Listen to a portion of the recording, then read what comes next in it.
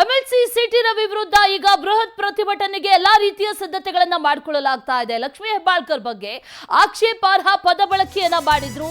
ಇದಕ್ಕೆ ಸಾಕಷ್ಟು ಆಕ್ರೋಶಗಳು ವ್ಯಕ್ತವಾಗ್ತಾ ಇದೆ. ಪ್ರತಿಭಟನೆ ಮಾಡೋದಕ್ಕೆ ಸಿದ್ಧತೆಗಳನ್ನ ಈಗ ಮಾಡಿಕೊಳ್ಳಲಾಗ್ತಾ ಇದೆ. ಇವತ್ತು ಬೃಹತ್ ಪ್ರತಿಭಟನೆಗೆ ಹೆಬ್ಬಾಳ್ಕರ್ ಬೆಂಬಲಿಗರು ನಿರ್ಧಾರವನ್ನ ಮಾಡಿದ್ದಾರೆ.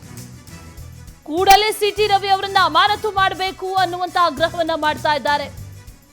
ಎಪಿಎಂಸಿ ಮಾಜಿ ಅಧ್ಯಕ್ಷ ಯುವರಾಜ್ ಕದಂ ನೇತೃತ್ವದಲ್ಲಿ ಈಗ ಸಿದ್ಧತೆಗಳನ್ನ ಮಾಡಿಕೊಳ್ಳಲಾಗ್ತಾ ಇದೆ. ಬೆಳಗ್ಗೆ 11 ಗಂಟೆಗೆ ಸಿಪಿಐಡ್ ಮೈದಾನದಿಂದ ಮೆರವಣಿಗೆ ಹೊರಡುತ್ತೆ. ಜಿಲ್ಲಾಧಿಕಾರಿ ಕಚೇರಿಯವರೆಗೂ ಕೂಡ ಮೆರವಣಿಗೆಯನ್ನ ಬೆಂಬಲಿಗರು ನಡೆಸ್ತಾರೆ. ಸಿಟಿ ರವಿ ಅವರನ್ನ ಅಮಾನತು ಮಾಡಬೇಕು ಅನ್ನುವಂತ ಆಗ್ರಹ ಈಗ ಕೇಳಿ ಬರ್ತಾ ಇರೋದು. ಸಿಟಿ ರವಿ ಅವರು ಪದ ಬಳಕೆಯನ್ನ ಮಾಡಿದ್ರು, ಅದು ಆಕ್ಷೇಪಾರ್ಹ ಪದ ಬಳಕೆ. ಆ ನಂತರದಲ್ಲಿ ಆದಂತಹ ಬೆಳವಣಿಗೆಗಳು. ಆದರೆ ಕಾಂಗ್ರೆಸ್ ಮಾತ್ರ ಇದರಿಂದ ಕೆರಳಿದೆ, ಆಕ್ರೋಶವನ್ನ ವ್ಯಕ್ತಪಡಿಸ್ತಾ ಇದೆ.